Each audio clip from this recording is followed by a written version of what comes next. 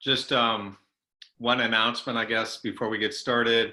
I was talking with Randy Kieser this morning, and he told me that CCHD is switching to a direct deposit system.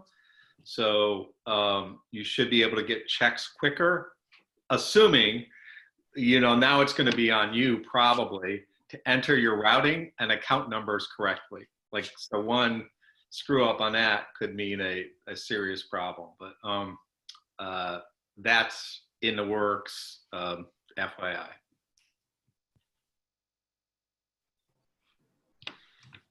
Okay, it's 10:05. We're going to get started. Good morning, everybody.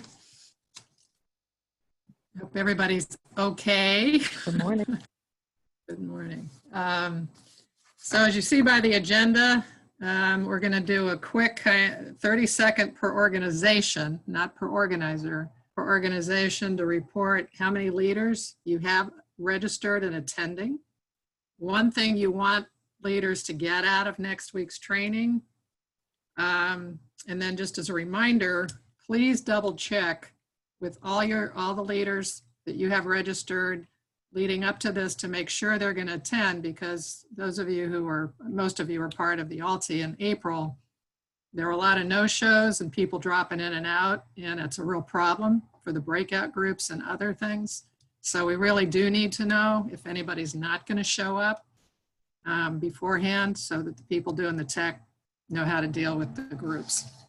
Okay, so we're just going to go right from the top. Again, I'm calling on Bold Justice, how many are registered, and what's one thing you want them to get out from next week? We have 24 people registered, and there's different things I want different leaders to get. So I guess overall, I want them to be inspired and excited about justice ministry. Okay. All right, Brad? Sorry, I was not prepared. I think it's like 23. And I want them to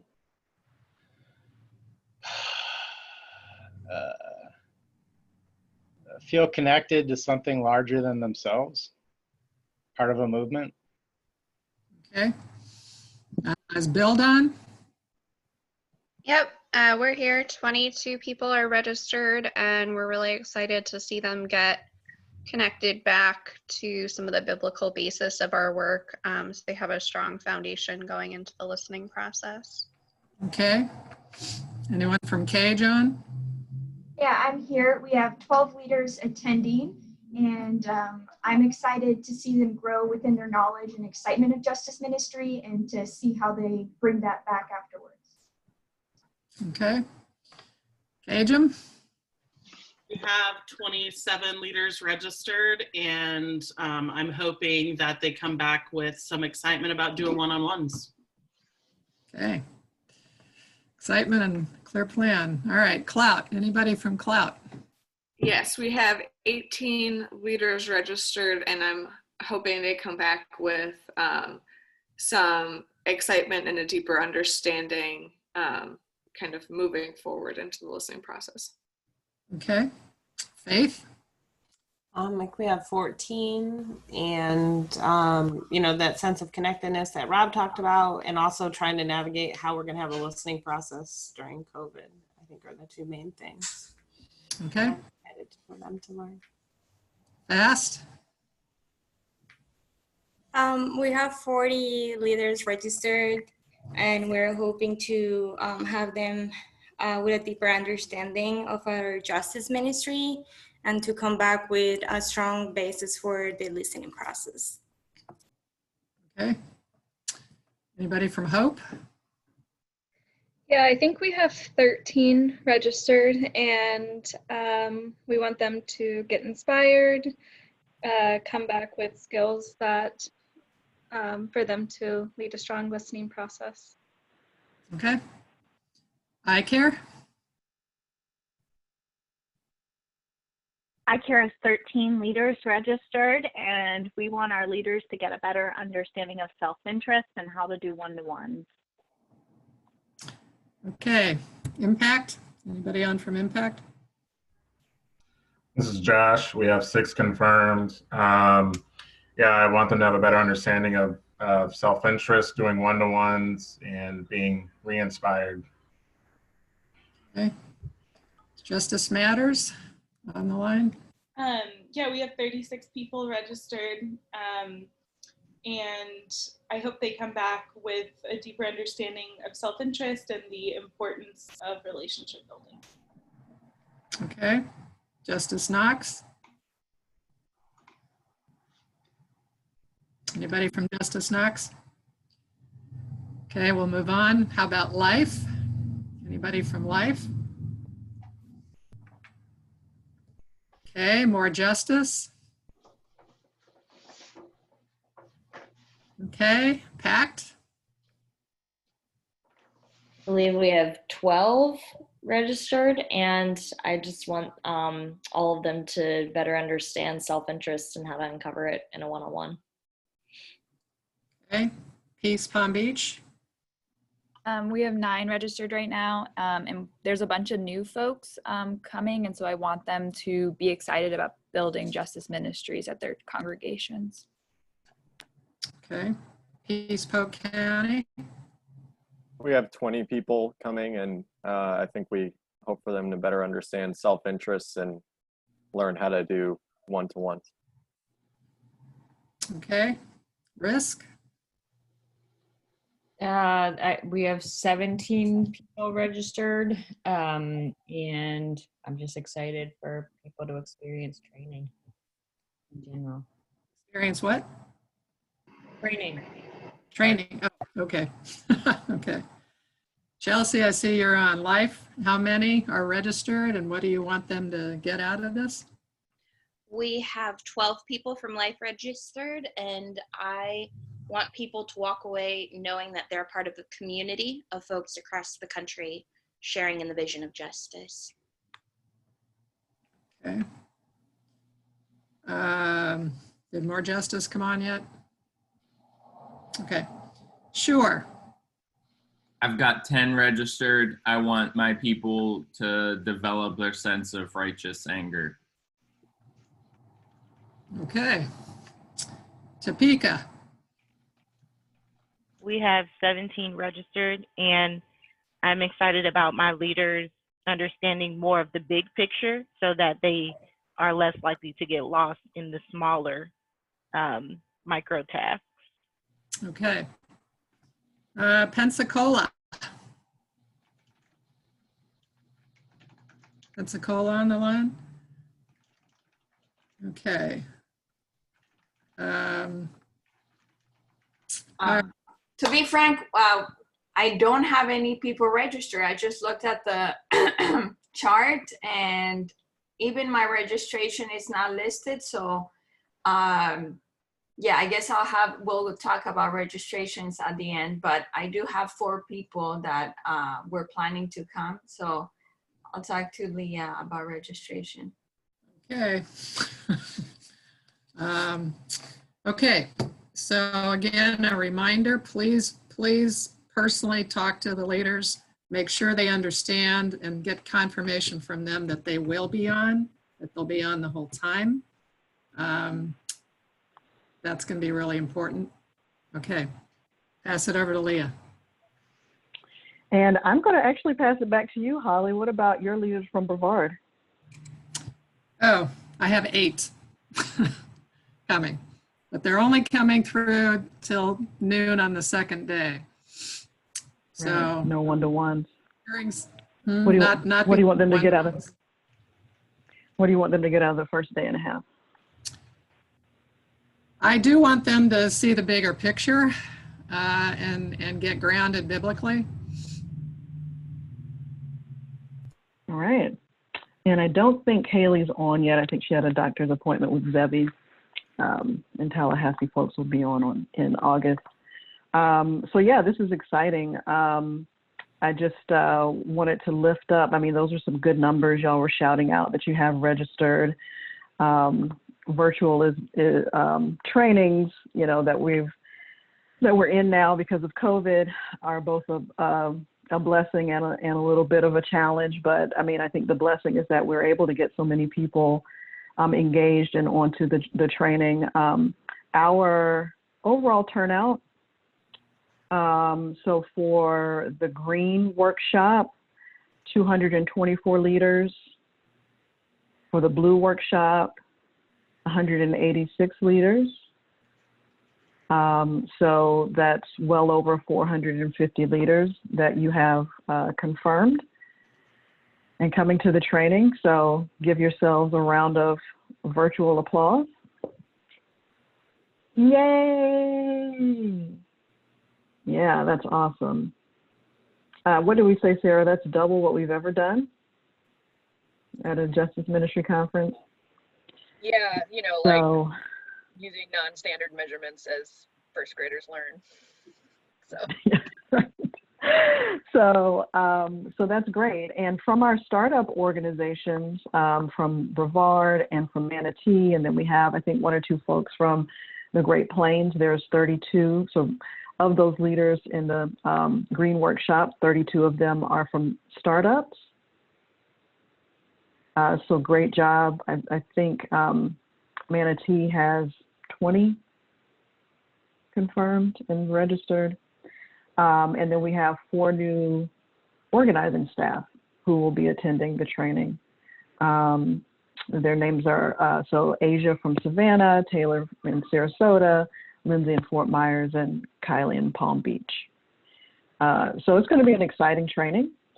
Just as a reminder, the purpose of our training, the purpose of the Justice Ministry Conference is for what you guys have already said, you know, for basically for a conversion experience, right? For your leaders, for them to really get excited about Justice Ministry and to begin to see this as something that's central to their lives and to their faith. And for those who have been doing this for a while, for them to get refreshed and rejuvenated, to connect with people from across the country, to really see and be a part of that community and something that's bigger than themselves. A movement, a long-standing movement that has happened and is going to happen for a long time, you know, for the next several decades. So that's our purpose. We ground our leaders in the biblical call to do justice. So the why of Justice Ministry, God calls us, and our systems, you know, at one point we're saying our systems are broken, but I think we say now our systems are rigged. They're working exactly as they were designed, and we as a ministry are here to build the power to redesign our systems and to actually get them working for all people. So just a few kind of reminders. Liliana sent out invoices to you guys a couple of weeks ago. Just want to make sure that y'all get your payments in for the conference. Liliana said that she sent me an updated spreadsheet of who has paid, but I don't see that, so I can't really go over that now, but I will, once I find that email from her, I will send that out to you guys to see who has paid and who has not, so you guys can go ahead and get those payments in.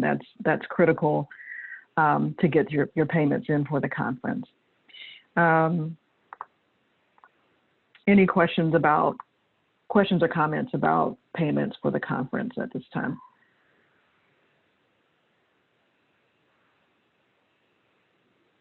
So I'll get that out to you guys once we get off and I get that information from Liliana.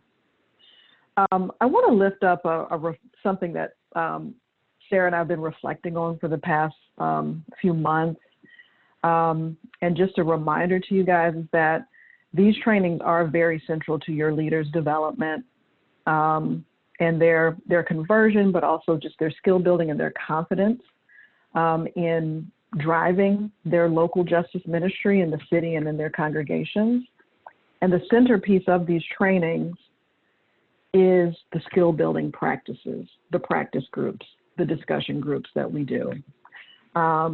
So just, I mean, as when you're thinking about sending leaders to training, kind of preparing your organization for the next training coming up, it's important that you're always thinking about not only leaders who will benefit from the skill building practices, but also your leaders who can help you know, and can train and can do the skill building practices, because that's training for them as well. That's building their skills as well. And leaders really, really enjoy and benefit being in practice groups where fellow leaders and clergy are leading them. So always be thinking about that, always, as we're preparing for trainings. And your attendance in doing those skill building groups is key and important as well. So always be planning to be at the trainings yourselves.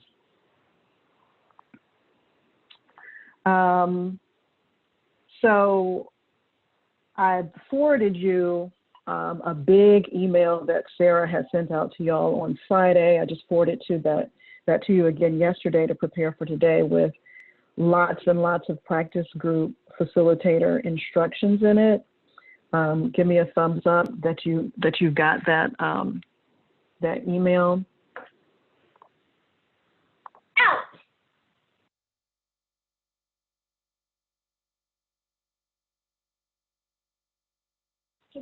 Okay. So so I just want to reiterate. So we I think Sarah mentioned, sorry guys. Sarah mentioned that something happened with the recording last Monday night. We had a great training last week for one-to-ones in the vision statement, a really robust training that Jacqueline and Sarah had worked on the agenda for, and it just went really well to train our one-on-one practice group facilitators, particularly how to interrupt, and something happened with the recording, so we had to redo it on Friday. But that redone kind of training is in there as well. If you have leaders who are facilitating one-on-one practice groups, it's really important that you follow up with them, whether they came to the training or not last week, especially if they didn't come to the training. But even if they did, it's really important that you evaluate the training with them. What did they think? What did they get out of it? And go over the materials with them again. Most of them have never facilitated this kind of practice group, and it is a highly nuanced, critical, you know, skill that they are teaching. So we really needed to rely on y'all to go over those materials with your leaders again, and to encourage them to watch the training again. We also want to encourage you to watch it as well, and to go over the materials as well, so that you have a handle on exactly how that practice group is going to run. So next Wednesday afternoon, you're going to do the one-on-one practice group. And that is practicing an initial one-to-one for 20 minutes, and then evaluating for 10 minutes.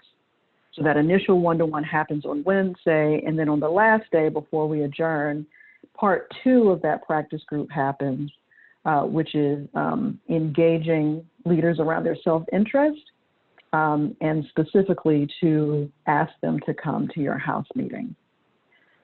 We did not train last week on the Thursday, the part 2 of the one-on-one practice group. You have those materials now. That was in the email that I forwarded you yesterday. I just want to walk you through it really quickly today. And so it's important that you read through the whole packet, and that as you follow up with your leaders who are facilitating one-on-one groups, that you review that with them as well.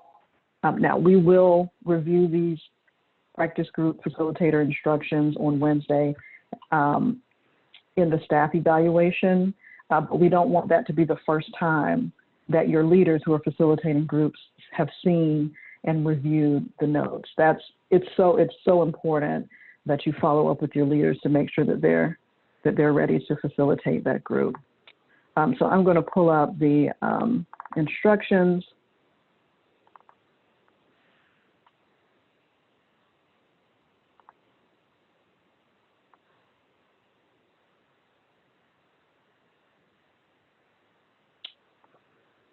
Sorry.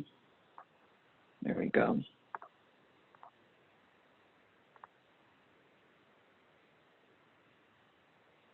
Okay. So these are the instructions for Thursday, for our last day. This is the last skill building of the conference.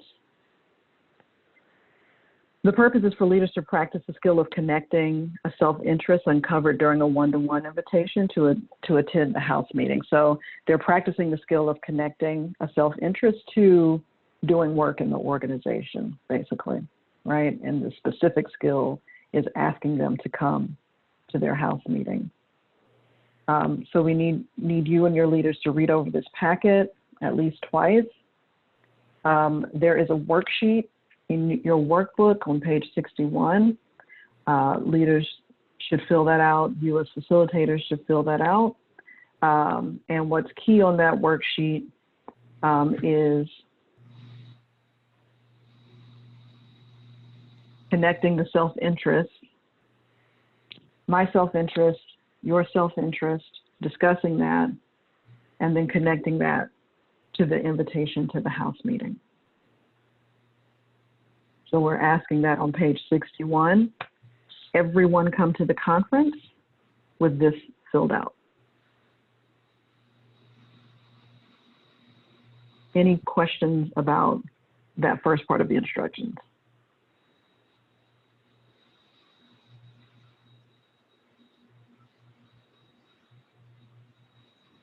That is so key. Leah, that this is filled out. Yep. Go Can you, ahead. it's true. Can you just give an example for B, what that should look like? Sure. Get out of the stop sharing.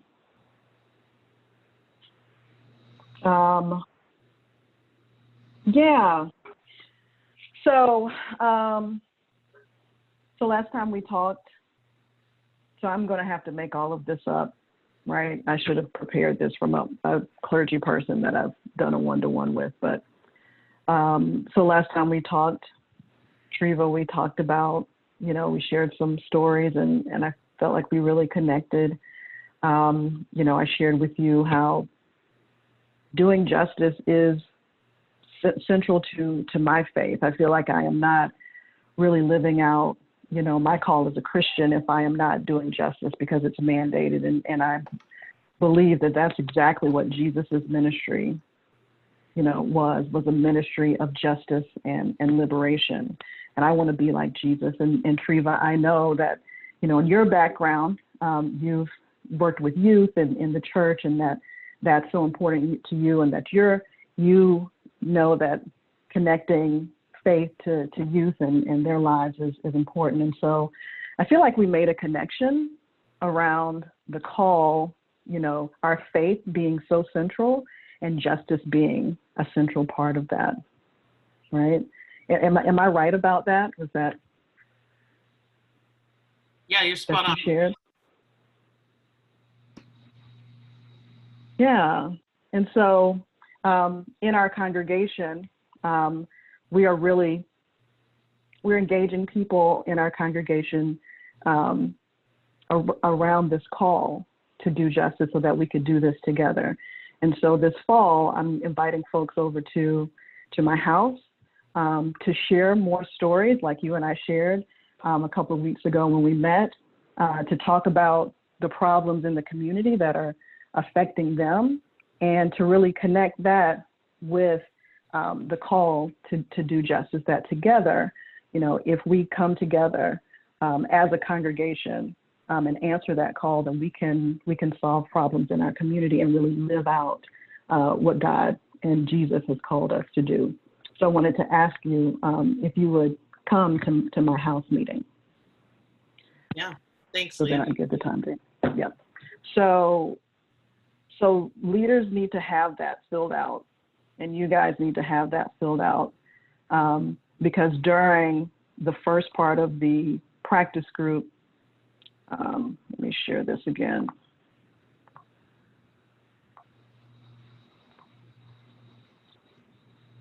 So during the first part of the practice group,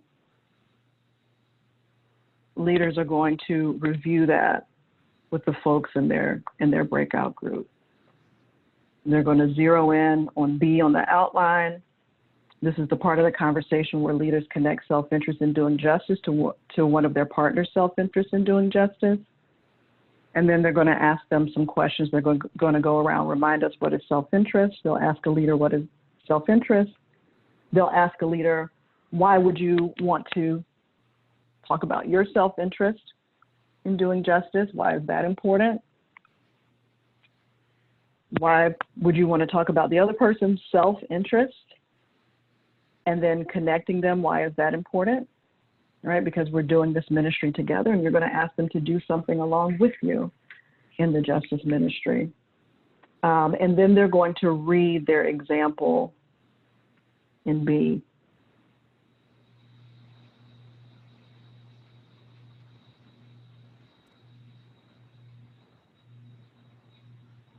They're going to have leaders turn to page 54 in their workbooks, which is the outline that I just showed you guys.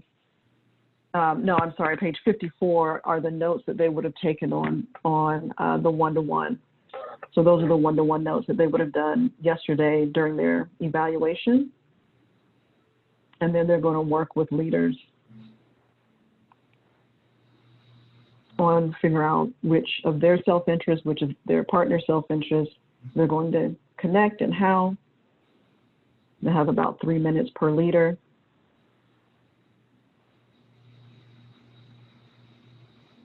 And then they're going to give them some time to fill out the rest of the form.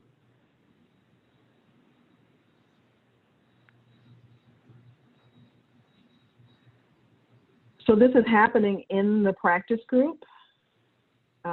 They would have just been in a session that teaches this outline. So Clarissa and Jennifer in the green workshop is going to teach this. Kristen and Jacqueline is going to teach this, and then we get into our groups. And they think a little bit more about self-interest, think specifically about the self-interest of their partner, how they're going to connect their story with theirs, and the invitation to the house meeting.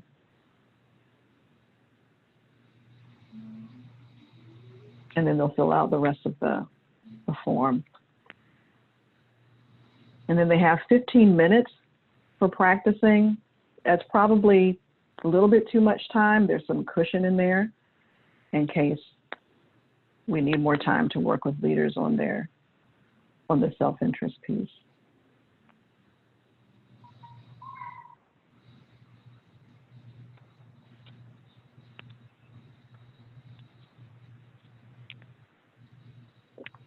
So that is the practice group for Thursday, part 2 of the one-to-one.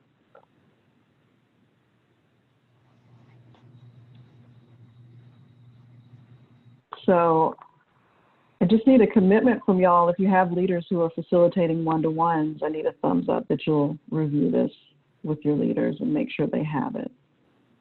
Okay. So you want us to like walk them through like you just did with us, probably each of them one-on-one. Yeah, that's probably what's going to need to happen. Yeah, if you can one-on-one, if you need to gather them together. I mean, if this is, we're in the home stretch, it's next week. However, you can directly go over this with them and write, yeah, I think it would be good if you filled out the form before you prep them so that you can give them an example. Yeah, Jessica, that's good. Yep. Sarah? There's time on your local organization prep call, like prep agenda that you're supposed to have with your leaders before the Justice Ministry Conference to do this kind of thing. If you haven't already had, I know some of the groups that I prepped, I recommended you wait until after this meeting to have your prep call with your leaders. So there's time for you to fill out that section with all your leaders, and then also time at the very end to walk through any additional facilitation instructions with the leaders that are facilitators.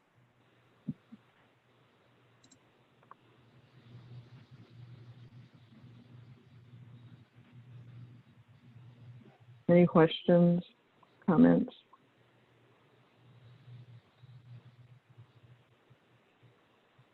I just want to say I did this yesterday with a leader who went to the training already. I think it was really important to do that and get that kind of clarity. And it was a really fun conversation to have too. What was fun about it? Well, just reflecting on the training, what they learned about other people, what they learned about self-interest in the one-to-one training. It was just it was a good conversation. It was rewarding. Like I kind of shorts. Didn't do some other things I was supposed to in my one-to-one because I enjoyed this part of the conversation a lot. Cool. Yeah. Anything else about that piece? And then I have one more announcement.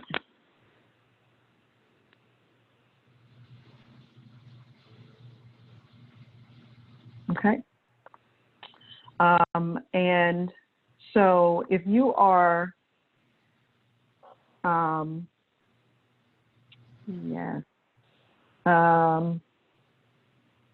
yes, I am going to review the agenda. Sorry, I forgot about that. Thanks, Sarah. Well, let me just say this: if you're presenting a session, Sarah, Kelly, Hannah, and I need a final version of your presenting notes by Thursday at noon, because we need to see what kind of technology props and, you know, polls and all those kind of things that you need. So by Thursday at noon, you'll get us your final presenting notes. Can I make a request that you like highlight what you need technology wise, or pull it out and put it in the body of your email or something so we don't miss anything? Yep. Absolutely. Pretty please. This is Emily. By what day or time do we need to get pre-recorded videos? Sure. What we said Thursday at noon, right? Go ahead. Yeah, I would really like 2 full business days to make sure everything works well before the conference. So Thursday at noon would be ideal. That's what I need on my schedule. Okay, I'm sorry, I'm probably not going to be able to meet that deadline because I'm just getting back from vacation. I don't have things set up. So if you have exceptions, if you'll contact us directly, if you have or any kind of questions about that, just contact us directly, email us or give us a call.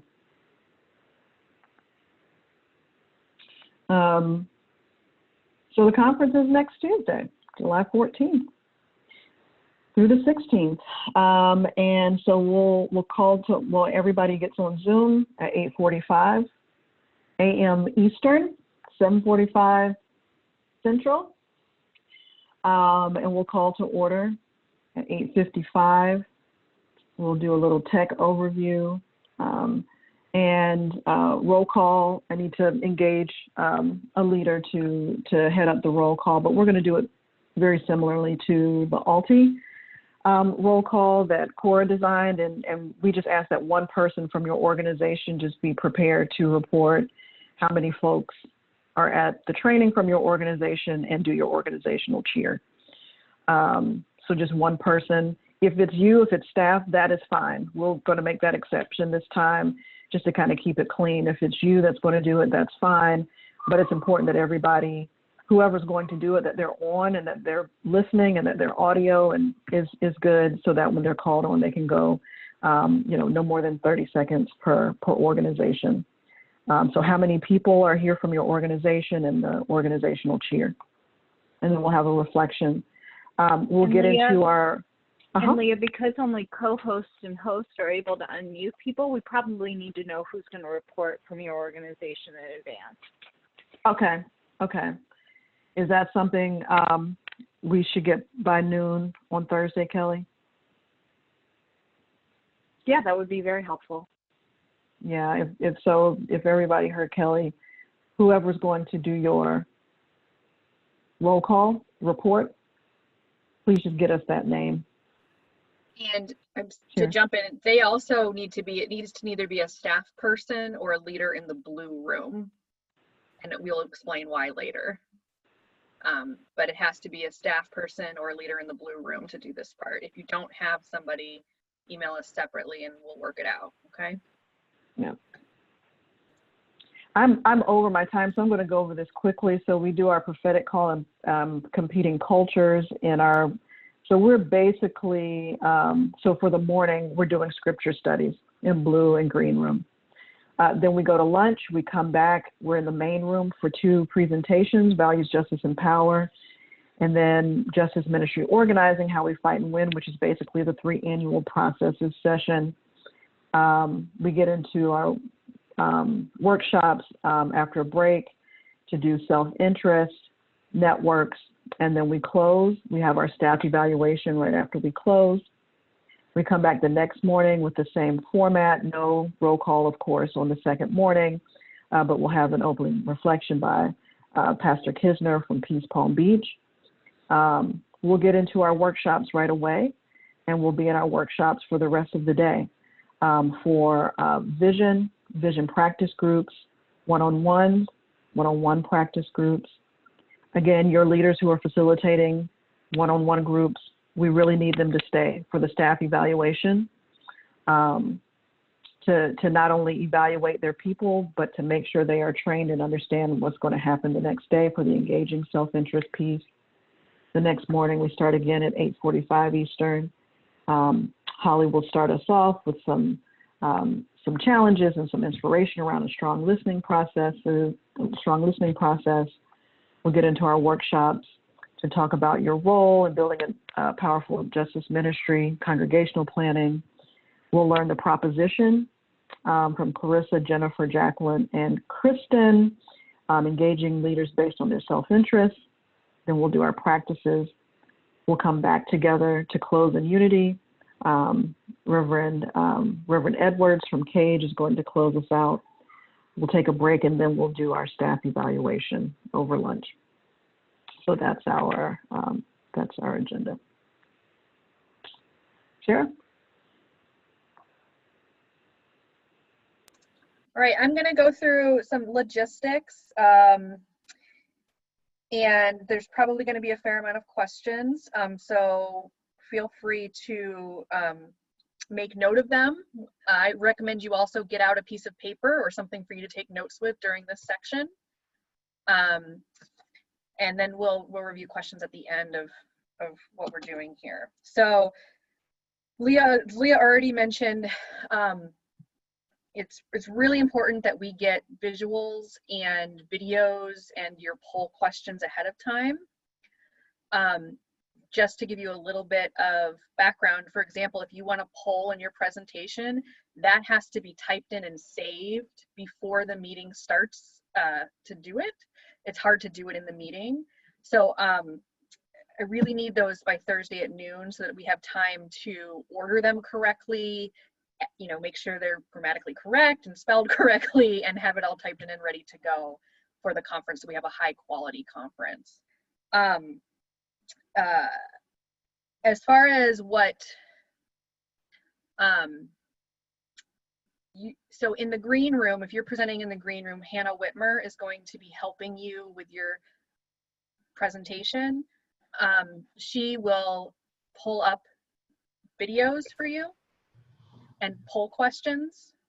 Other visuals, for example, if you want to show one of the handouts that's in the workbook and point to it, I recommend that you be the person to do that, because then you have the ability to use your mouse and point at things and mute and unmute people that you want to call on. And also, if you're using PowerPoint, you should be the person to share the PowerPoint, because then you can advance the slides along your presentation style. That's not a universal declaration. That is my recommendation for how to make this run as smoothly as possible. If you need to talk through that, email me. We've also, Leah and Kelly and myself have set aside all day Monday to troubleshoot tech and to run through tech for presentations. I recommend you contact one of us and get one of those slots of time to run through the tech for your presentation as like as a dress rehearsal. Hannah is also available part of that time, but Leah, myself, and Kelly are available all day on Monday. if you're in the blue room, you'd be communicating with Kelly and Leah about these things as well. How many of your workbooks, have they gone out to your leaders? I've heard some leaders have them, half and half. Okay, so the last time I ordered workbooks was July 2nd. So if you had a replacement, they are not going to get a physical workbook. You can take the workbook that was delivered to the leader that they're replacing and give it to them, or you can send them the PDF of the handout, the PDF of the workbooks. Organizers are not getting workbooks. They're $30 a piece between printing and shipping, and we thought you would want to save a little bit of money. So you will print your own or have it pulled up on the screen for you. I don't know if that includes new hires or not, Paige. I'd have to check on that. I don't think it includes new hires. I think they might have gotten workbooks. I'll double check on that. And then some of your workbooks, because they were delivered by FedEx, the majority of them, I got a bunch of notifications, like 75 notifications that FedEx tried to deliver them but didn't see anybody there, and so they would try again 2 or 3 times. So that might be what's going on with a few leaders, and I keep getting email notifications that it was delivered successfully. I get 5 or 6 a day. So if your leader hasn't gotten them right away, and we're getting to Sunday perhaps or Monday, let me know, and I will see if I've gotten any information from our printer about why that has not happened. Okay, so I wanted to go over signing into the Justice Ministry Conference for your leaders, and I'm going to share my screen. So as you can see, we have a green track and a blue track. We will make one Zoom room for the entire conference for the green track and one Zoom room for the entire conference for the blue track. So your leaders will only have to keep track of one Zoom link. And Kelly, can you explain how we're going to do these sessions that everybody will see so that people don't have to switch from Zoom room to Zoom room, please? Yeah, so we think it's going to be pretty confusing for people to move from room to room. So what we're going to do is we're going to have the presenter in the blue room giving the presentation, and the folks in the green room will be watching it happen in the blue room, but they'll continue to stay in the green room and just be watching a live broadcast of it. Any questions about that? Does that mean the presenter would be unable to call on someone to respond? Correct. If they're in the room? Okay. Correct. But what is possible, Chelsea, is that people who are in the green room would still be able to write in questions into the chat box, and there would still be an organizer in that room in charge of the chat box who would be able to respond and react to those questions. But yes, the people in the green room would not be called on. And that means then the chat function, leaders of mine that are in a different room can't privately chat with me. I can only chat with my leaders if they're on the same track as I am. That's correct as well. Okay, cool. So we've tried to make it as simple as possible for your leaders. So leaders are just going to stay in the green track or just the blue track. There are a couple exceptions, specifically for leaders in the prophetic call and competing cultures sessions. There might be some leaders who are in prophetic call, the newer leaders track, leading discussion groups, who would later on in the conference switch to the blue track. So you'll need to keep track of that if you have any of your leaders, like for example, I think, like WD from Bread is leading a prophetic call group, but during the rest of the conference, he should be in the blue track. Does that make sense? Is that tracking for everybody? Similarly, organizers need to pay very close attention to their names on the agenda, and this agenda will be emailed out again. I assigned organizers to a green track or blue track in general for when you're not specifically listed on the agenda.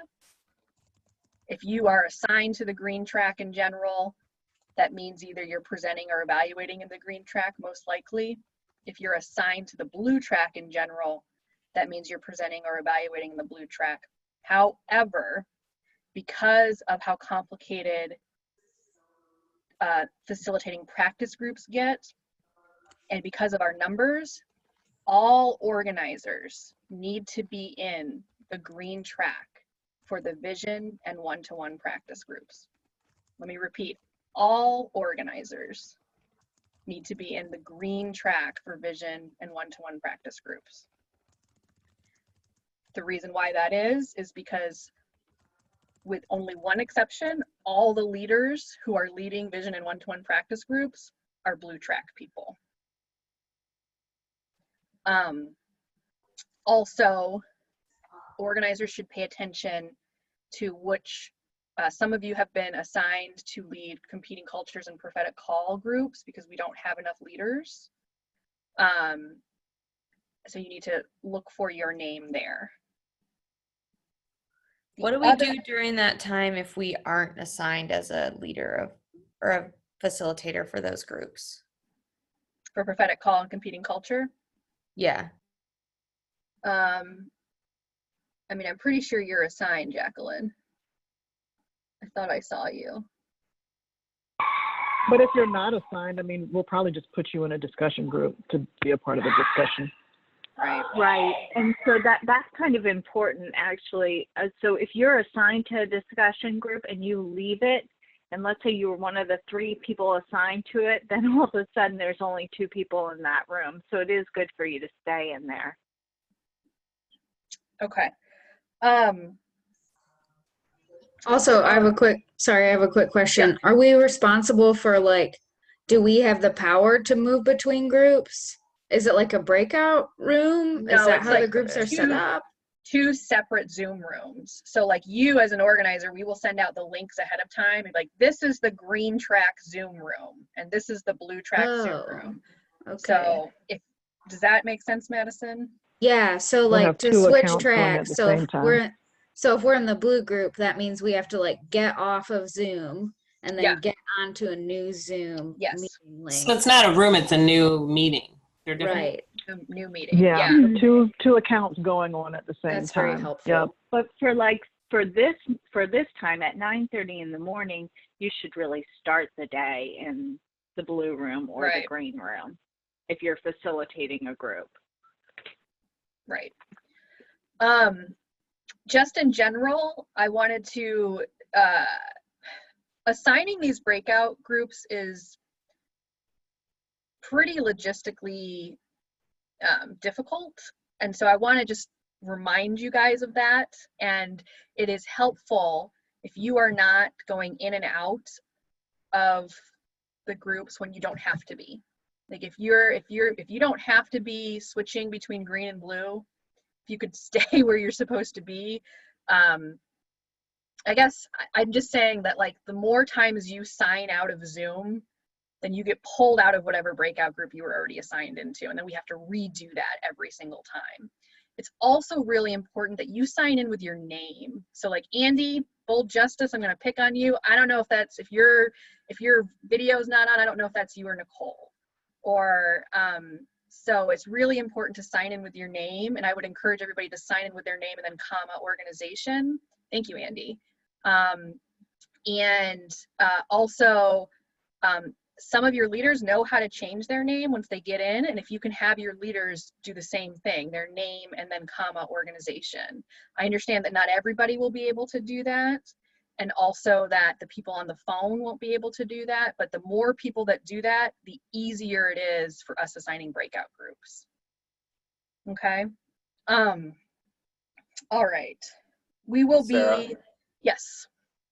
This is Archie. Do you have any suggestions or guidance for new organizers? I don't think we're assigned to a specific room, so does it matter? Just wherever we want to be?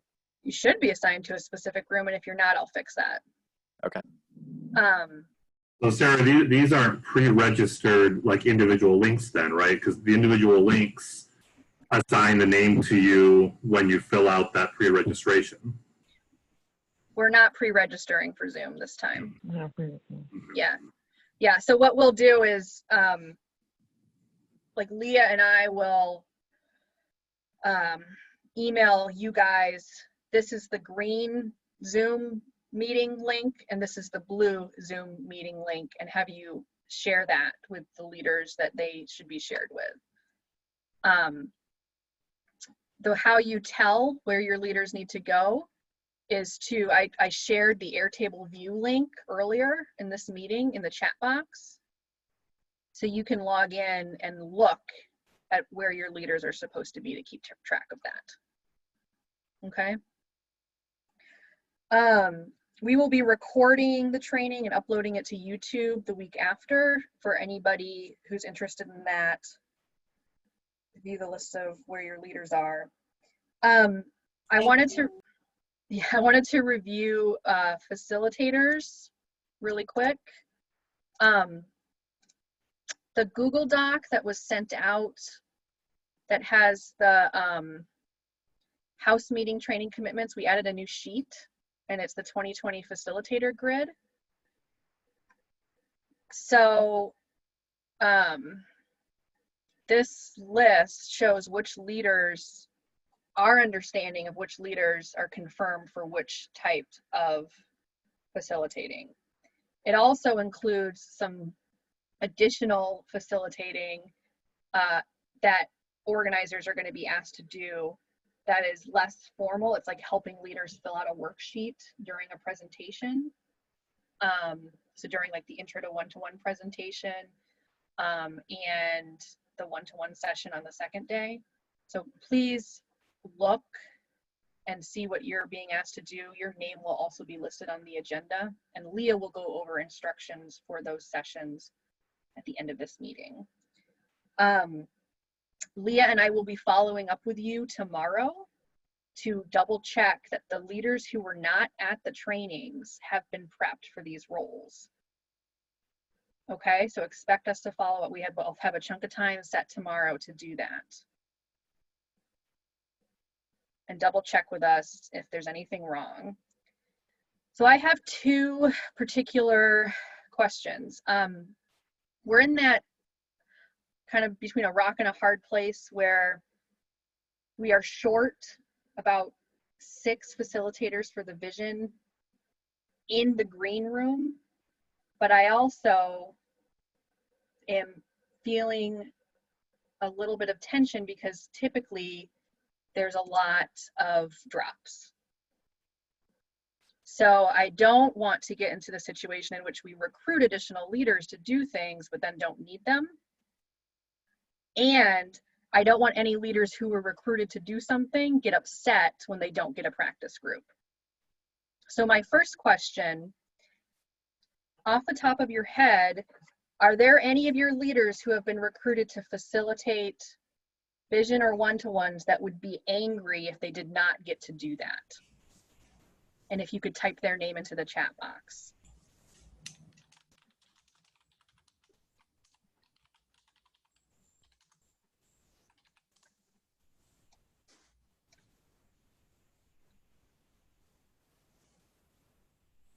Okay.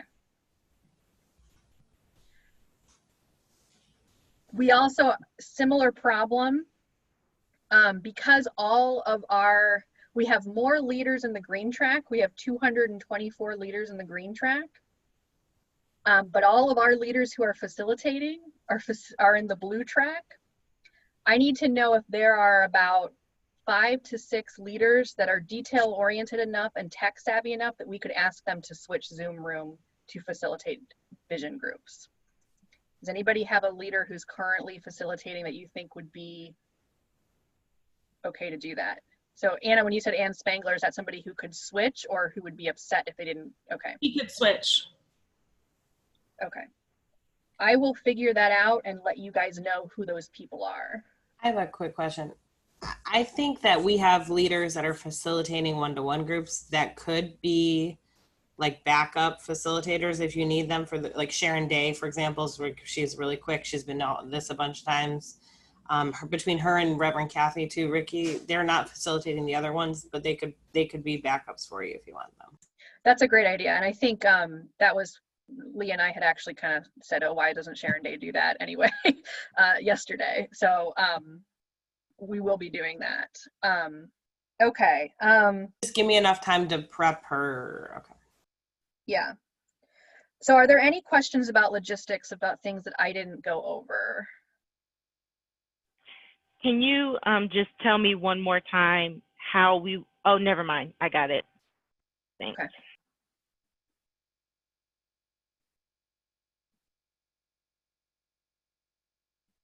Okay, I will take notes on what you guys, yeah?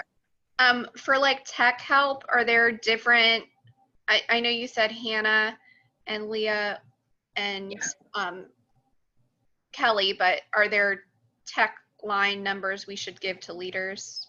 Yes, we have a couple organizers who I'm still working with to figure out who's going to do the phone tech help, and I will include those phone numbers probably tomorrow. I'll send those out via email with the finalized agenda about who's switching what room and all that kind of stuff. But yeah, we are going to have a similar setup where somebody's going to be, John and Holly are going to be answering questions in the chat boxes in either room. There's going to be at least 3 organizers per green or blue who's going to be answering tech questions about signing in and that kind of stuff. So yes, we're doing the same thing in that way. Sarah, Mm-hmm. I looked on the turnout thing for facilitators and I don't see my name. Do I not need to facilitate at all? Nope, you need to facilitate. Okay, it's not listed under DART, so I just wanted to make sure. Okay. Yeah, we meant to add you in, Megan. So okay, we'll do that.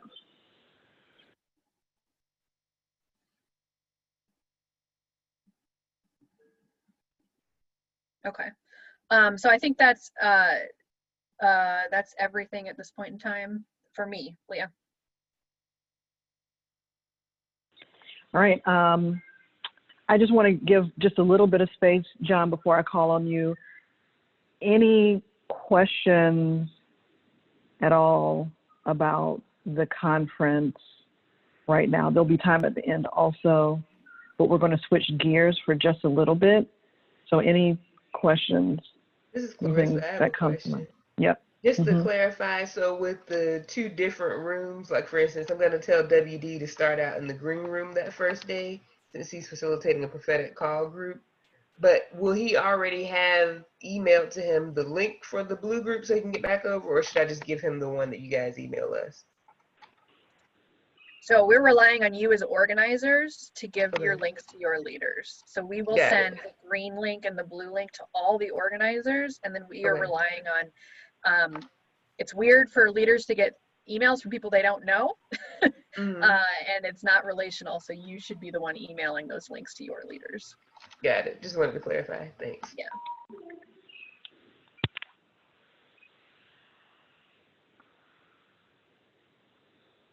I think I answered Jennifer's question right, Sarah. Is that right? So the day that Sarah instructed us that we will all of us on this call and all the organizers who couldn't make it to this call will be in the green room. It's revision and one-to-one, which is day 2. And then day 3, because we have to do part 2 of our one-to-ones. The only exception, well, I shouldn't even say the exception, me and Kelly, but anyway, we'll be in blue. But everybody on day 2, unless you're presenting in blue, right? But during the vision practice, everybody needs to get into green. During the one-on-one practice, everybody needs to get into green. No matter what you are assigned to you know, overall, the overall assignment that Sarah gave you.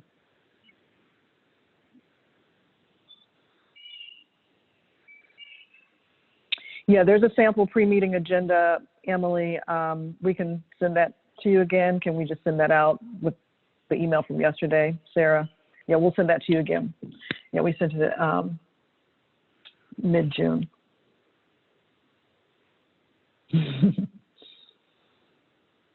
Okay.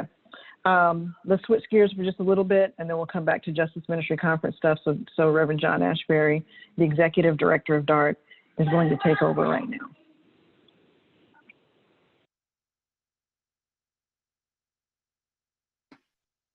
So there are a lot of moving parts, and some of us, of course, Epps and I are getting sick of using the word unprecedented, but this is all unprecedented.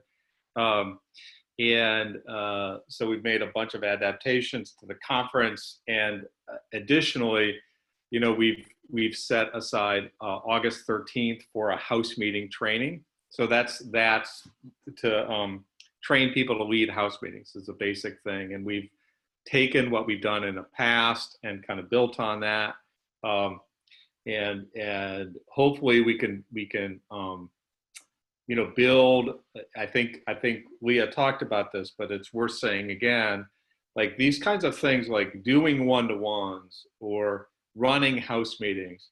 It's not a matter of passing out information and people hear it and know how to do it. Like you get better at doing one-to-ones, you know, the more you do them, right? We all know that. And the same thing is true with running House meetings. It's a skill that people build on by doing it over and over and getting feedback. So, you know, that's why we have these one-to-one breakout groups where there's intentional, specific feedback interrupting so people really can make some progress at getting better at one-to-ones. And we've adapted the same, we've been doing the same structure for House meeting training. So I think I can share my screen. Note the host has disabled screen sharing, so if you could enable me or make Sorry, me, I'll make you a co-host. Yeah, I'm or going to make you a co-host.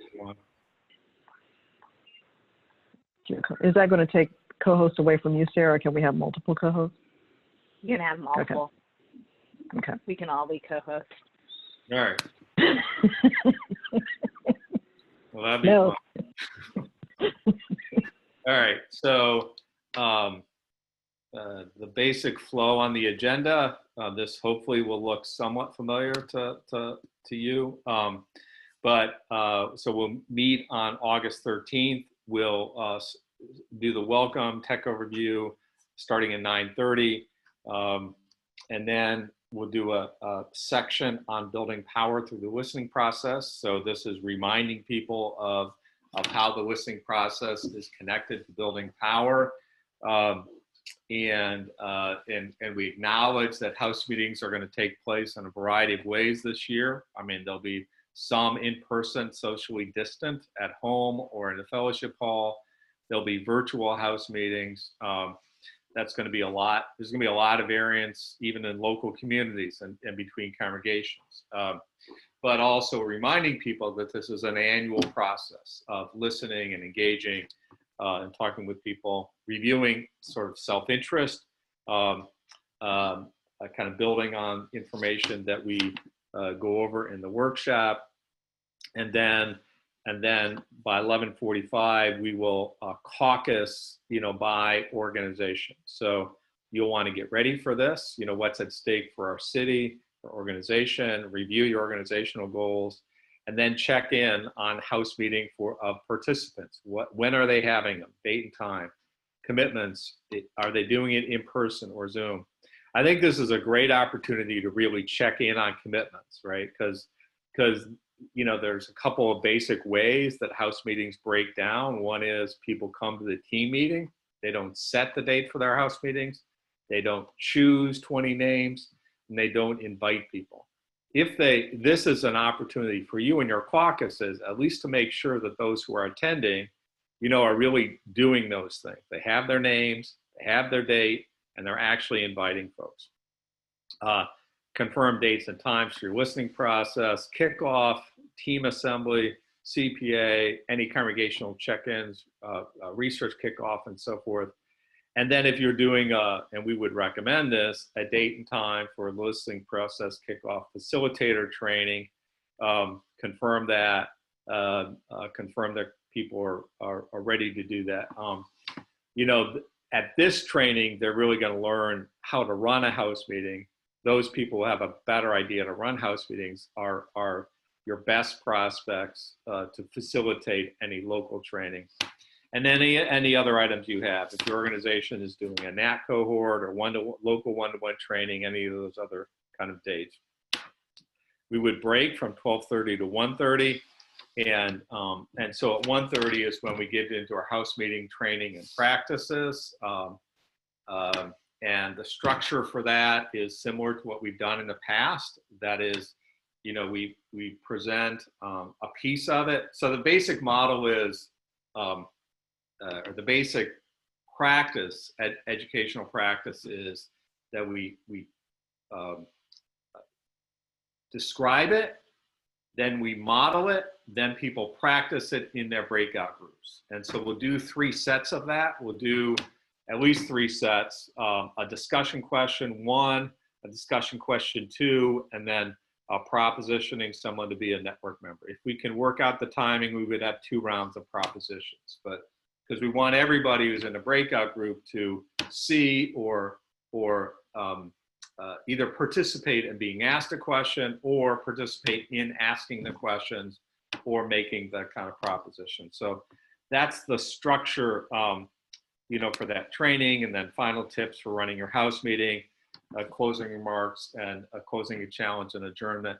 So that's the basic structure for the house meeting training on August 13th. Are there any questions, feedback, deep insights? Jennifer, are you raising your hand or stretching? No, but are we going to get that copy, or do we have that agenda? We still have work to do to flesh it out. I don't know when we're going to, we'll send it We'll uh, up. send it soon. We just want to get the presenters in line. So probably this week we'll send it to you. So you'll have that.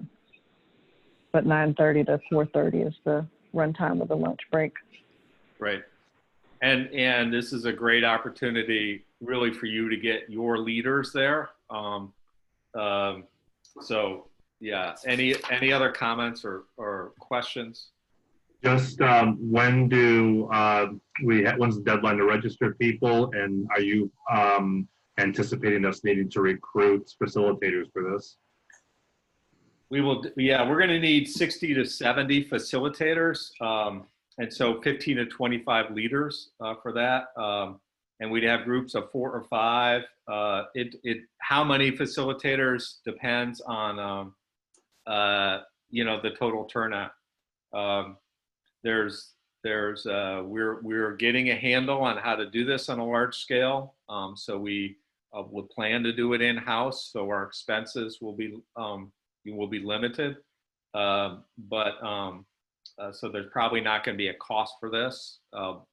In this case, if there's not a cost, we will be emailing out the materials, and then you would have to make copies of whatever workbook materials instead of us kind of providing those by print. But in a second, we're gonna call up we're gonna look next at a Google Doc and take 5 minutes. So Leah's gonna share that, I think.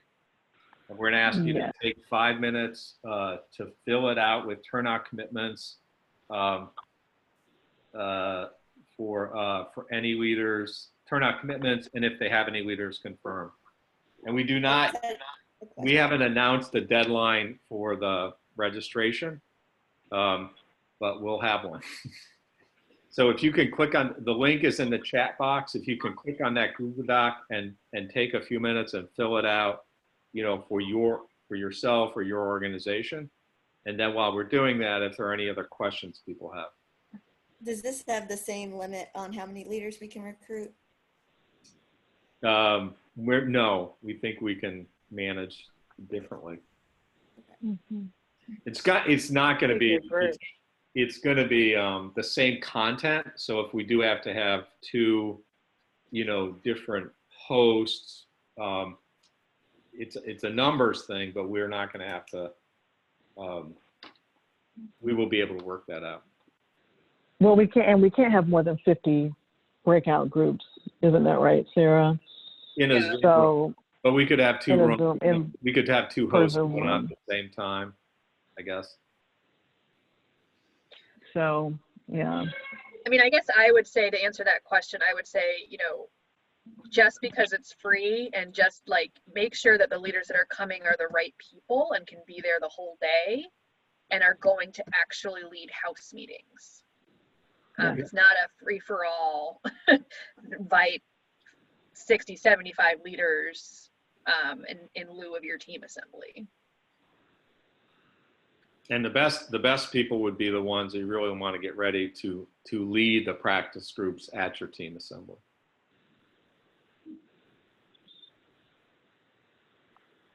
So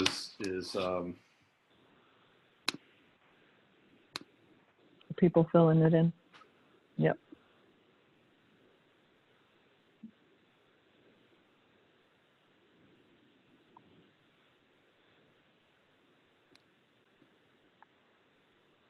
Is there a timer function in Zoom? Can we put up a? You want me to share the screen on the Google Sheet? Yeah.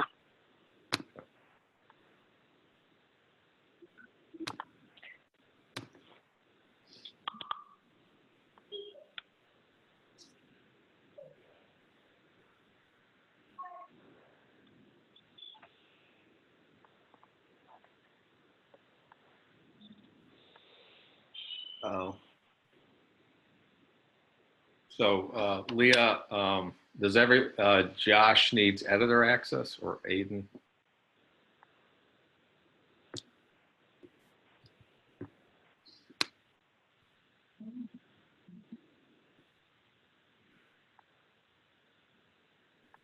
Okay, I'm working on it. Okay.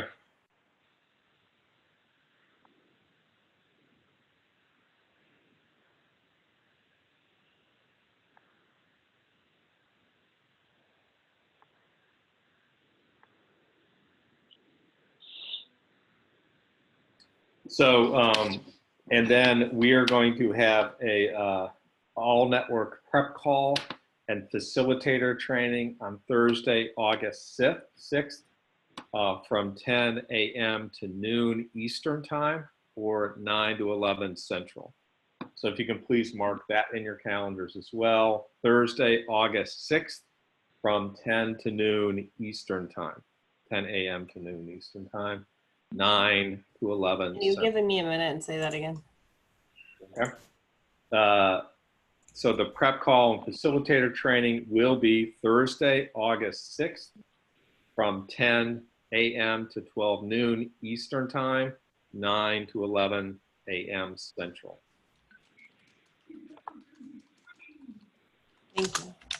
So, now is the time to invite people to that training, get confirmations, as well as, at the conference or the aftermath of the conference. If people are fired up and ready to go, that's another kind of good time to invite them.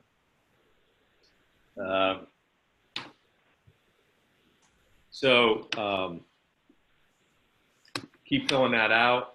And updating that, and we'll stay on track of that. Leah, are we ready for the breakout discussion sections? How are we doing with commitments? Doing good. Yeah. Well, I think most people have filled it out. So Sharon's not here. I don't think. Okay. Yeah. Good. Okay. Thanks, guys. If you'll fill that out by the end of the day today, that would help us plan for good training for you guys. So next we have, breakout groups are going to be everywhere for the Justice Ministry Conference. So in addition to the prophetic call and competing cultures, vision, and 2 rounds of one-to-ones, we're going to have some breakout groups during presentations. So 15 to 20-minute discussions to teach a skill during presentations. So I'm going to first call on a few of the presenters who are going to teach you guys about those discussion groups and those skill building. And then I'll call on John again to go over prophetic call and competing cultures, because we'll need some of you to step in to do that. So first I'll call on Clarissa Epps, who is, she and Jennifer are presenting Introduction to Self-Interest on day 1.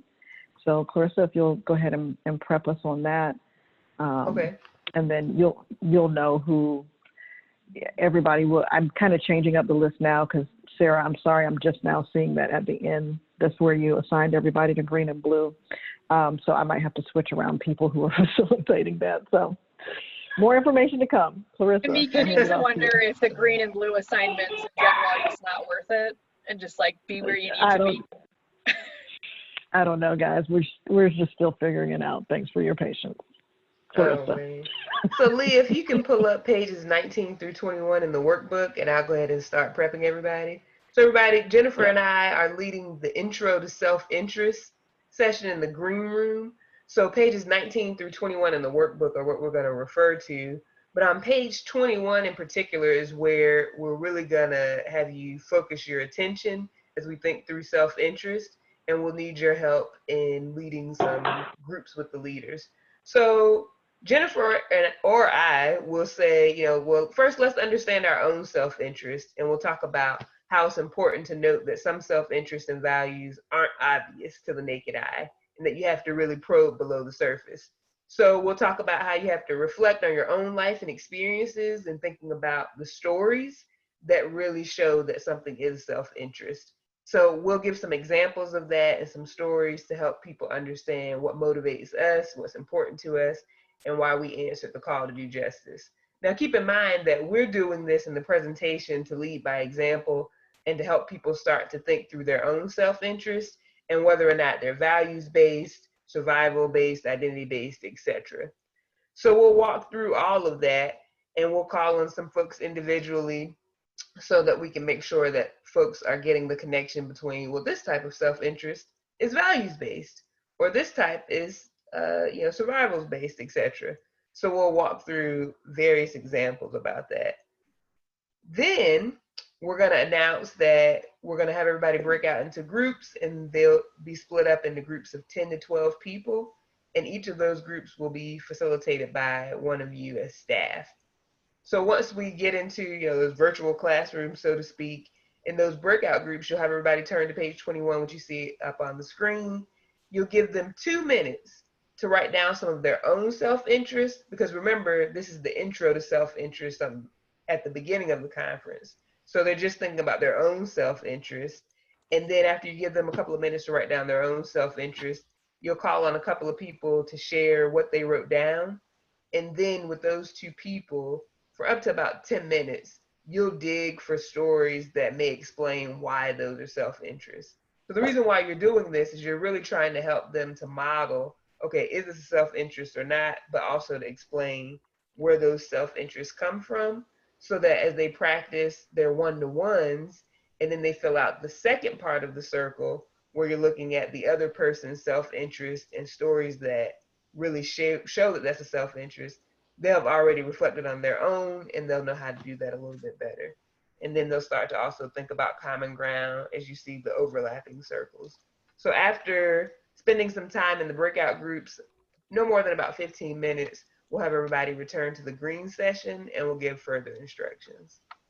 But does anybody have any questions about your role in that 15 minutes of having people write down their self-interest and you're probing to help uncover stories so that they can understand why there's a self-interest?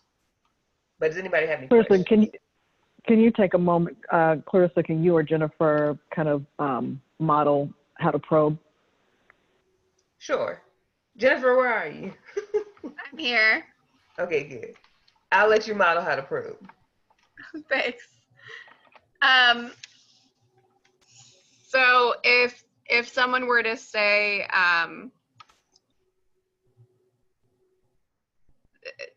a statement or a word, like safety, for instance. Thank you. I would ask where does that come from, or what does that mean to them? What does that look like?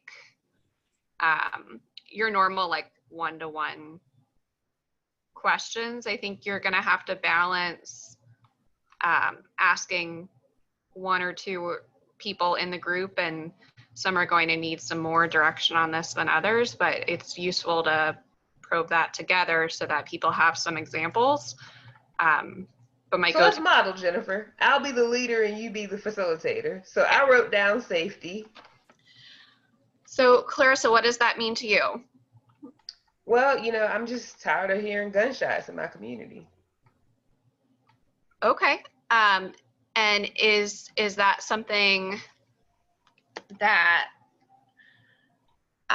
has always been a self-interest for you? Ooh.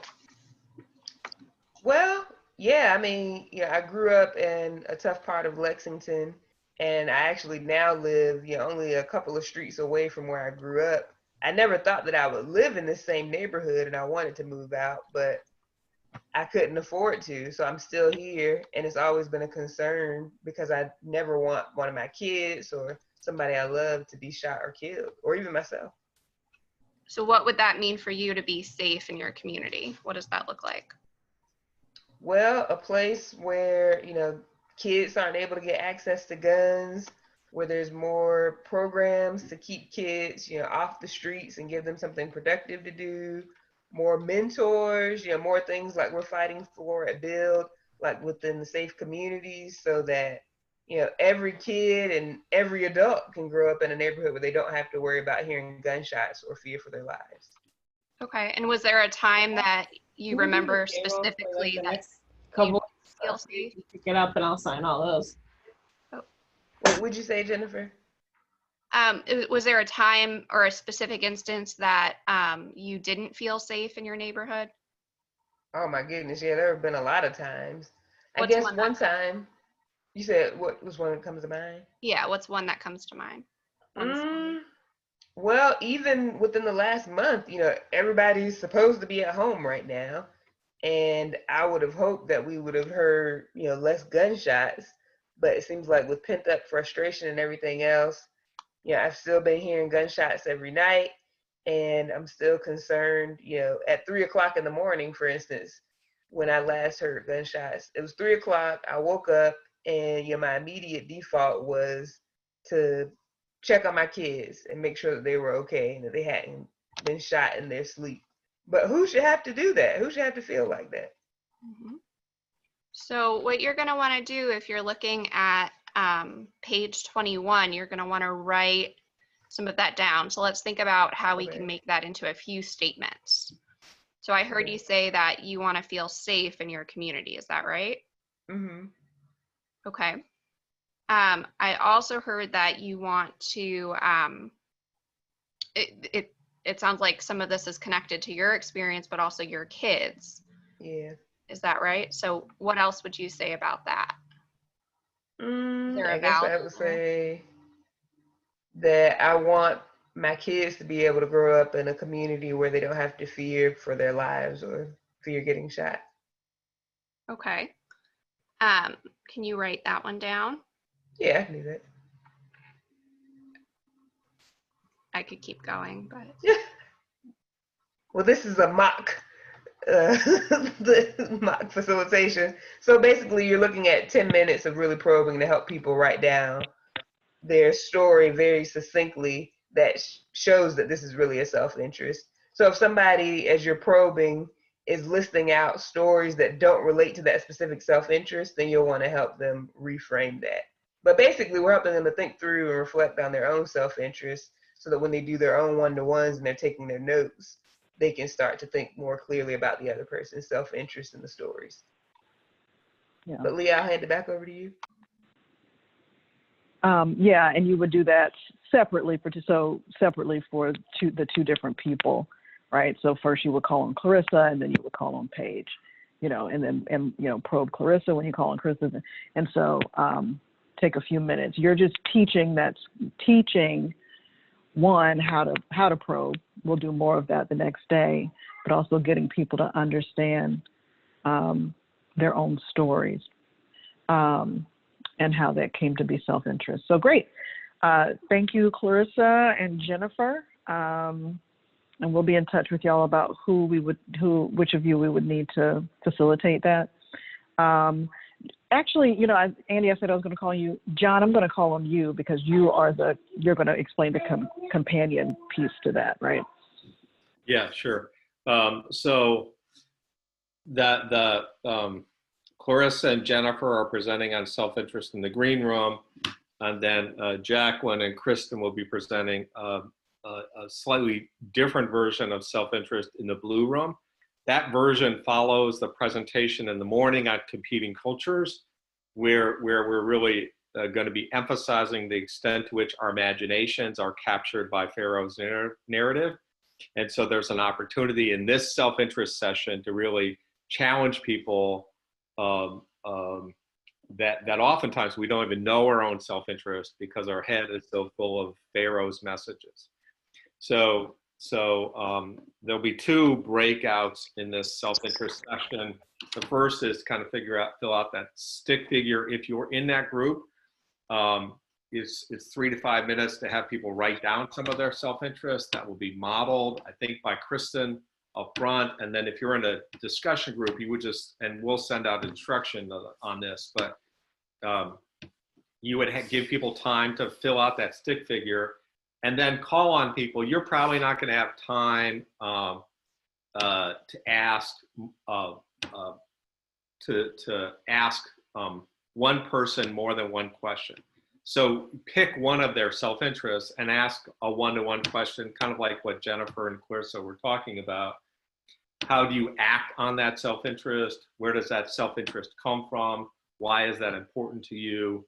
Like, again, you're not going to have time to do, 5 minutes with each person, but, asking people in the group at least one question, and then they'll go back, and then Jacqueline's going to walk through that we all have numerous self-interests, that they're competing, distinguishing between short-term self-interests and self-interests that are longer term. And so then there'll be a second breakout group. And so there, kind of going back to the list, that's an opportunity to really kind of dig in again. So which of your self-interests compete? Which are short-term, which are values-based?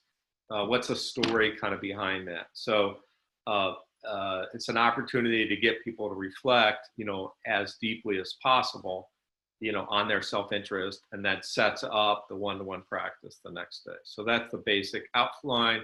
We will get talking points for the blue group, I'm sure for the green group as well.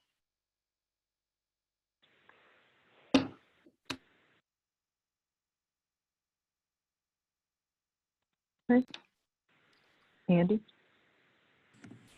Okay, so Treva and I on day 2, starting I think at 11:30 and going until 2:30 with a break for lunch, are presenting one-on-ones and self-interest.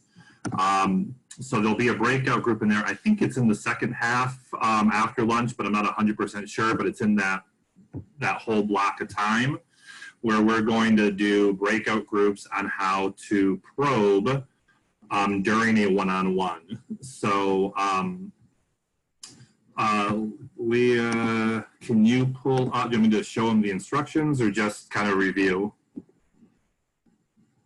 You're muted. I think show them because we haven't sent them yet. So then you want me to pull that up, or do you have it? I have it, or you can pull it up, it doesn't matter. I think I just made you a co-host. Yeah. All right. So these are the facilitator instructions. So it looks like it's around 1:30, so it's going to be after lunchtime. You're going to reference pages 51 and 52 in the workbook, which is, it's just the probing questions about who's a hero, who's, you know, what's your first memory of injustice, what makes you angry. That's what's on basically pages 51 and 52. Make it bigger. How's that? Great, thanks. So then, so in the main room, we're going to see, so you're going to say this, right? So before they will have not seen a model of a one-on-one yet. They will have gotten some basic background and instruction as to what they are, but they won't have seen one yet. So I'm going to say, or Treva, depending on which room you're in, you know, before we see the model, we're going to go into these small groups so that you can learn how to probe for stories and values and connect them to self-interest. So then we go into these groups, and those of you who will be leading one of these will welcome. You'll ask them to go to pages 51 and 52. Remind people that there are different types of self-interest and different areas that you can probe for stories like family, background, childhood, jobs, congregations, etc. And exploring these stories in other areas brings to the surface what's important and why, what's important to us and why, values, hopes, mentors, being right with God, etc. And then we're going to practice. So you, as the facilitator, are going to pick somebody in the room, and you're going to do essentially a 2 to 5 minute one-on-one with them. You're going to ask the initial demographic question. I don't know if demographic's the right word, but how long have you been a part of your congregation, or how long have you lived in Columbus, right? You know, that basic just kind of initial question. You're then going to model the first probe. So let's say it was, how long have you lived in Columbus? And they say, well, I moved here, you know, this is say a 50-year-old man. I moved here, 10 years ago. So your next probe might be, why did you move here? And then you're going to stop, and you're going to open. I don't know how many people are going to be in your breakout, but I wouldn't suspect it'll be more than about 10. You're going to then open it up for a discussion, which obviously is easier to do in person than over Zoom. So you may have to call on people. And brainstorm as a group, what are the next questions to ask, right? So this isn't modeling a one-on-one per se. They're going to see that in a few minutes when they come back out of this breakout. It is you helping to teach them how to think about what is the next probe question to ask. Does that make sense? Okay, and so Treva and I are going to kind of model that for you. And so I'm going to be the facilitator. She's going to be somebody, well, more than just Treva and I, because I'm going to call on some of you to kind of help guide what we should ask Treva next. So we're in the breakout group. I go through the introduction stuff, and I go, Treva, will you take yourself off mute, please? Let me just start with you. Treva, you live out in Charleston, right? Yeah, that's right. How long have you lived in Charleston? 8.5 years. Okay. What brought you to Charleston? I came here for a job. Okay. All right. So so everybody, so Treva moved to Charleston for a job. Cora, what would be a good next follow-up question for her? What was the job? Okay, so we could ask what was the job. So that probably we want to know what that is. But so let's try that. So Treva, what was the job you moved to Charleston for? To be a community organizer with an organization in Charleston. Okay, so Cora, do you think that that's a significant move? Yeah, a significant Okay. move. So what could we ask to take that past questions about just what did she do and get more into the why she does it? Just ask why. Why did she get into community organizing? Okay, so you could so why? So let's try that. So Treva, why did you sounds like you made a career change, right? Why did you make that change in the community organizing? I'd been working for a church and was frustrated with my church's inability to really help some of the youth I was working with. Paige, what can we ask next to take that a little bit deeper and maybe get a story from Treva? Again, ask why she was frustrated or what they weren't doing to help. Okay, so yeah, I think you can absolutely ask why, but if you sit, I just want to kind of point out, if you sit in a half-an-hour meeting with somebody and you say, what do you do for a living? Oh, I'm an organizer. Why? Because I want to change the world. Why? Because I want to do this. Why? That's going to get very repetitive. So you want to ask what we call why type questions, and so I'm going to go with your second suggestion, Paige, which it started with what? Can you remind me exactly what you said again? It's kind of awkward, so maybe I could think of it. What they were not helping with. She said she was frustrated with the youth. So what did she see that was going on, or like what wasn't the coach doing? Okay, so you picked up on her saying that she was frustrated with youth, and so let's ask specifically what happened. So Treva, what was happening in your church that made you frustrated with youth? Do you have a story to share? That you could share, sorry. Yeah, sure. I have a lot of stories that dealt with the youth that I worked with, but one in particular that made me pretty angry was one of the youth that I worked with. His name is Chris. He was one of my Black youth in my youth group, and he was involved in a fight at college, and his friend, Jake, who was white, punched a guy and broke his jaw severely. Chris never threw a punch, but the felony assault charges were brought against both Chris and Jake, and severe felony assault charges. And the district attorney told Jake that he would only let him plead to a lesser charge if Chris also were to plead guilty. And my church did nothing, wasn't able. I mean, it was clear that the rules were already set with the criminal justice system and were set unfairly. And so Chris served time for a fight he didn't start and a fight he wasn't involved in. And it made me angry and made me want to do a job that could impact a system that was that unfair. Yeah, Treva, thank you for sharing that. My brother, Kevin, when he was 17, robbed a gas station, and he got a little slap on the wrist and said not to do it again. And he did it again about a year later with a friend. They got away with about $200 and a couple of cases of beer. When the cops tracked him down, the friend that he'd done it with, they had a gun in the car. They didn't use it during the robbery, but it was in the car.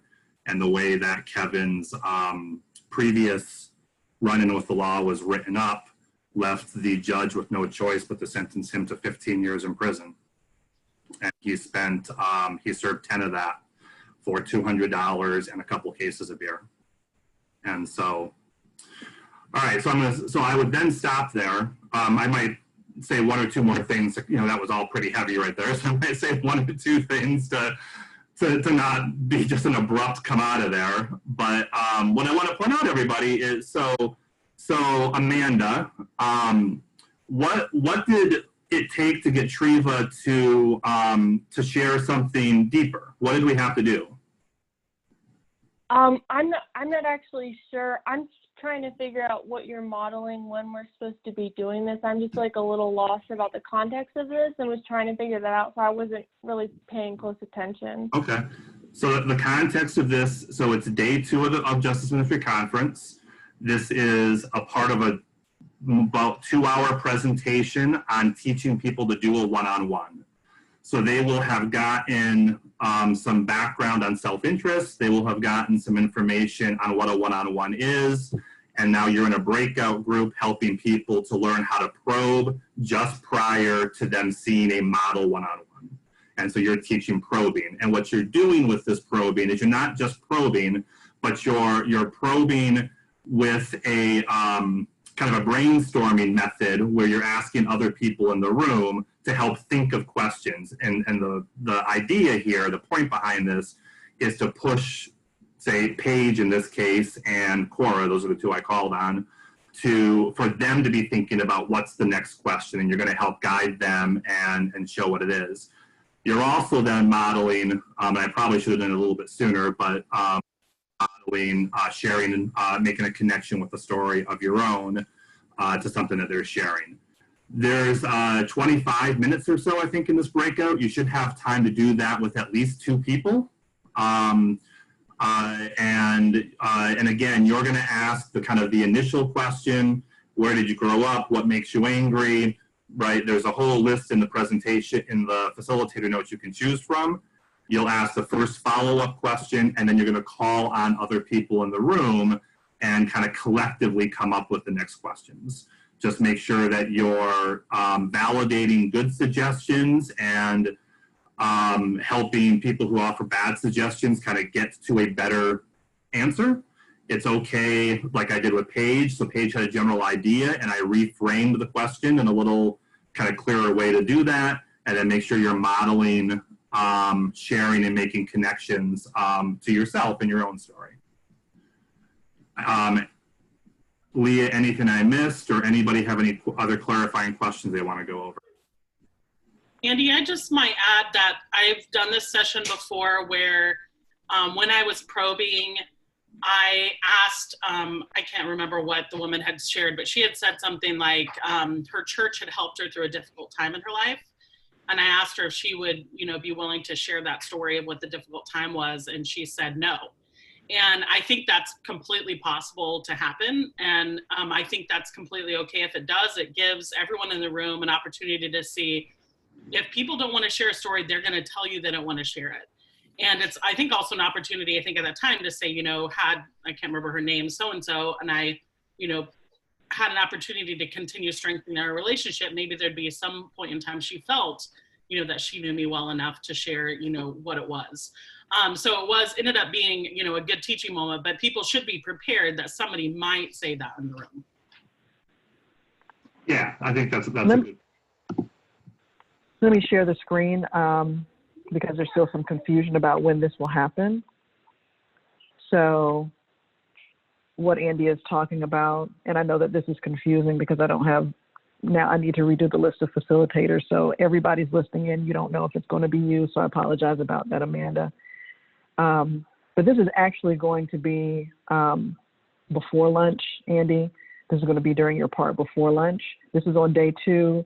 Amanda, do you see this at 11:30, one-to-ones and self-interest? So this is a session that Andy and Treva are doing.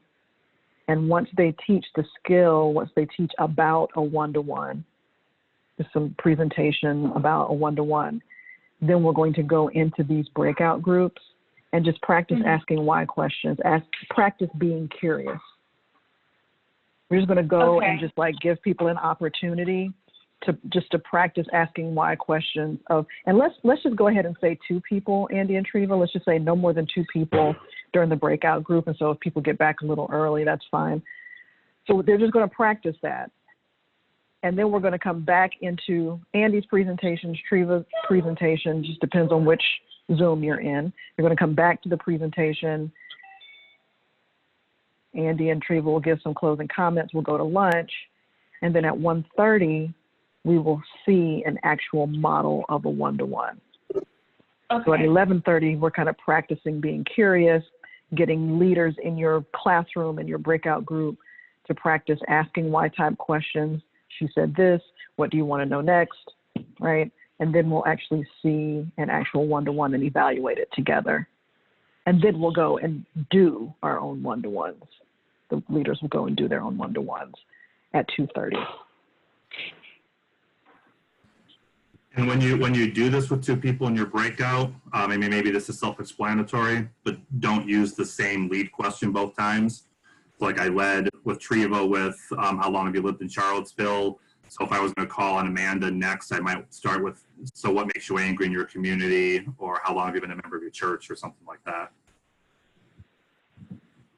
Yeah, we'll have instructions printed out for you, and we'll send you an email if we're asking you to lead that breakout during Andy and Treva's presentation.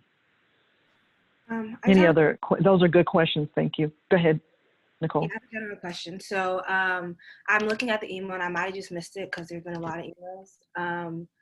So I see that there's like facilitation notes and they're in separate PDFs. Is there going to be like one PDF for all the notes based on presentations? Because I'm facilitating for and presenting, so I feel like it's just a lot to go back from. But maybe it is and I just missed it. Does that make sense, Leah or Sarah or somebody? I mean, you can put them together, like the ones that you're doing, you can put them together if you want. Okay.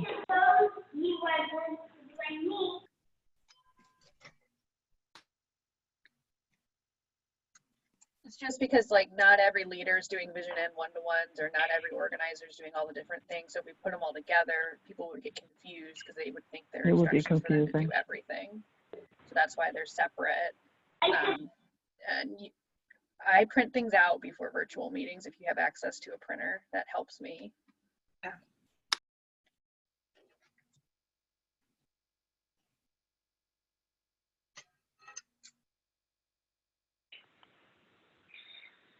Okay, John, you were going to go over a few things with prophetic call and competing cultures. Yeah, and you want to give me a time frame, because we're behind time, so I'm not sure how much time to take on this. Can you do 5 minutes for both? Because Sure. there's a video, there's the videos that people can watch as well and read over the instructions. Well, I will quickly cover the flow of prophetic call, and there's 4 in each of these. So let me just say, so on Tuesday morning, what we've done, because it's hard or impossible for somebody to on Zoom pay attention for an hour and 15 minutes to a presentation, up front. So what we've done is break down prophetic call. We've broken down competing cultures into basically 15-minute segments that are presented, discussed, and so forth. And I'm actually hopeful that this is going to provide an opportunity for people to really internalize some very important concepts. Now, the downside is they'll be in one or the other session. The way we're doing prophetic call is actually how the first time, I experienced it with Robert Linthicum, and some of us did 20 years ago or more. But so Shanae is going to present the prophetic call section, and the way that's going to go is she's going to introduce some key ideas, and particularly she's going to introduce the 3 systems. Then we'll get a breakout group and have people think about, how do they see the 3 systems operating in their community? And so there is discussion questions. There's a video to kind of go over that. Then we'll come back and she'll introduce Deuteronomy and kind of why we're looking at Deuteronomy. Where's the place in Torah? Why does that make sense for kind of thinking about how we're living in community? And then at that point, people are going to go into breakout groups, but in one set of breakout groups, they'll be looking at the religious system or value shaping system.